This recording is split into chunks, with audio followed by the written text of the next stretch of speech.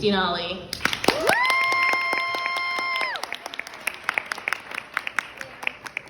Assalamu alaikum rahmatullahi wa barakatuh. Alhamdulillah, honestly. As a convert, that's the best feeling, is you finally have that confidence to say it with your chest. When you're a new convert, you whisper a lot because you don't know what you're doing. A sister says Assalamu alaikum, you're like, wa alaikum assalam. Because you don't want to scare anybody or make people think you don't know what you're talking about. And mashallah, the Muslim community is so nice, you don't correct us when we look crazy. You know what I mean? Like, you know, with the reverse, as long as I say I'm a convert, I can look a little crazy for a little bit. Like, I can wear a shower curtain as an abaya and a Walmart bag as my hijab. And no one's gonna be like, get help, you need something. They're gonna say, Allahu Mubarak, the sister is modest. Allahu Akbar, Allahu Akbar, the sister is modest. As I'm learning more about being Muslim, it was just really fun because you learn everything with Allah is good.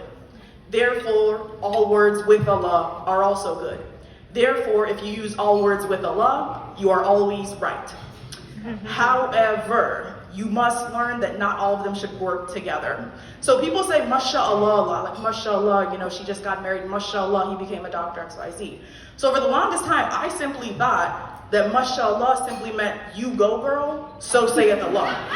You know, like now I know better, of course. But for the longest time, I was like, slay, is that in the Quran? Like her.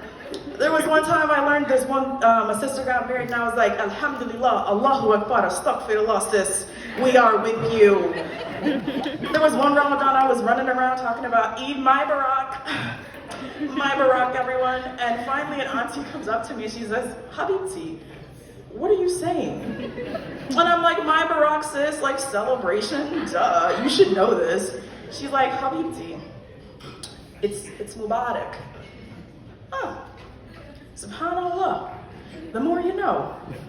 I am the only Muslim in my family, but my mom is slowly coming around because the more I talk about getting married, the more she's like, okay, me and the Muslims are on the same page. You need to get married and stop playing. I'm like, Mom, I'm trying. And as soon as you talk about marriage, she sounds like she's an auntie from back home. She's like, do you want me to call somebody from back home?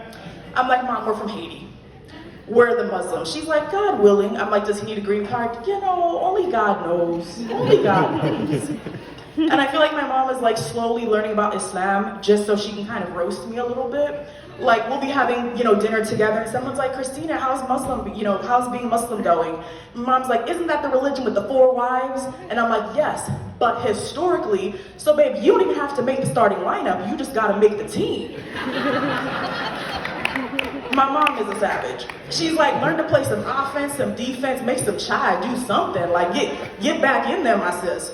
And I'm like, Mom, as soon as I find a husband, I will let you know, I promise.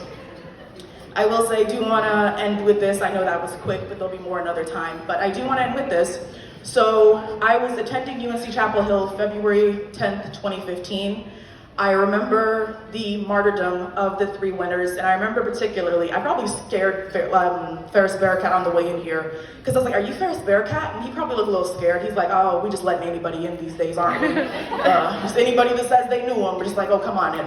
But I remember I was, at the time, Christian, baptized twice. So Islam was my last shot, you know what I mean? Like, Allah was like, stop playing. So I remember watching Ferris Bearcats on the news with Anderson Cooper on CNN, and they said, can you tell us about Dia? And Ferris Bearcat said, man, the brother got married before me, he goes to Jannah before me, the brother really couldn't let me have anything.